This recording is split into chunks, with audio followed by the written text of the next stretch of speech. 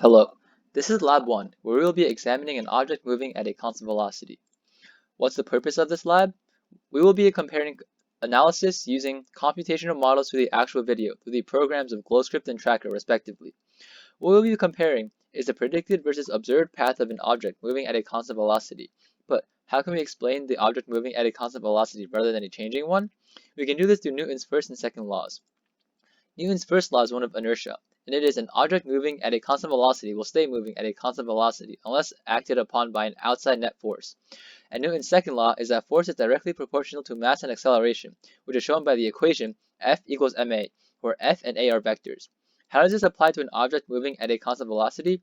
Well, as stated by the first law, there is no net force on an object moving at a constant velocity. The second law shows that acceleration must equal zero if force is zero.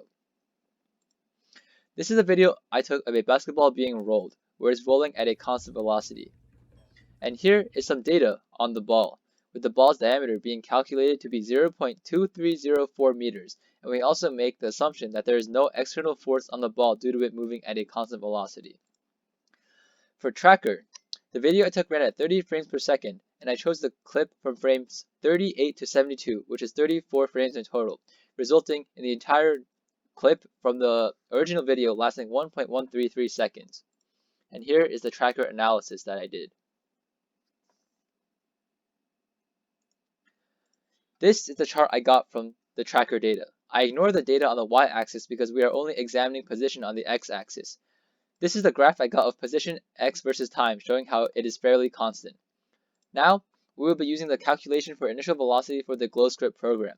This is because we assume that initial velocity is equal to final velocity, as we assumed velocity was constant.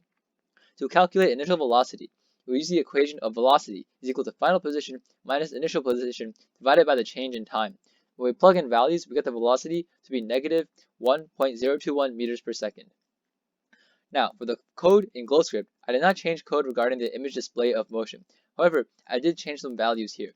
I left the system's mass as 1 because we assumed that net force is 0, so mass would not affect force, as F equals ma. For the initial position vector, I set it at 0, 0, 0, and the initial velocity vector at negative 1.02100, as the velocity in the x direction was negative 1.021. I also put initial time at 0 and delta t at 1 divided by 30, due to the video being 30 frames per second. Then, put the while loop for time below 1.133 seconds. I put the force vector at 0, 0, 0 due to it being at constant velocity, so no net force. The velocity update as ball velocity plus force divided by mass times delta t, which would just be ball velocity as force is equal to 0. The ball's position will be set as ball position plus ball velocity times delta t. Then I did not change any other code for graphical display. And here is the GlowScript analysis of the GlowScript computational model. From GlowScript, I got the following chart, which corresponds to this position versus time graph. Now, when I overlap the two graphs, you can see that the predicted model from GlowScript has the ball traveling a further distance than the actual observed ball, with the slope having a greater magnitude for the GlowScript model. How to explain for this difference? Outside of human error when rolling the ball or when doing analysis on Tracker, this can be explained through Newton's first and second laws. There is an external force of friction on the floor on the ball that accelerates the ball in an opposite direction of its velocity.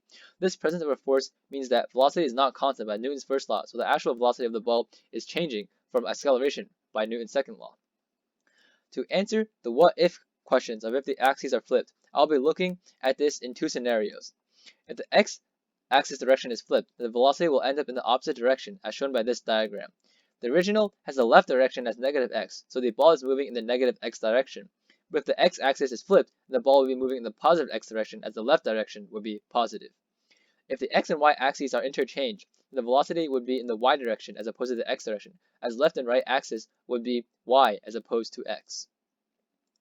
To answer the what does it mean question, we cannot determine the number of pushes and pulls to give a net force of 0, as there is just not enough information. We know there's a force of gravity, a normal force in the opposite direction of gravity, and there is a force of friction, but there is not enough information, and also the net force is not 0.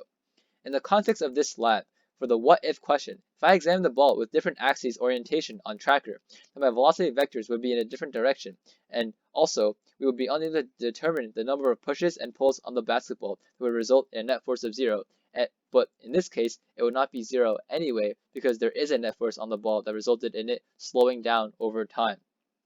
And that concludes Lab 1, where we observed an object moving at a constant velocity. Thanks for watching.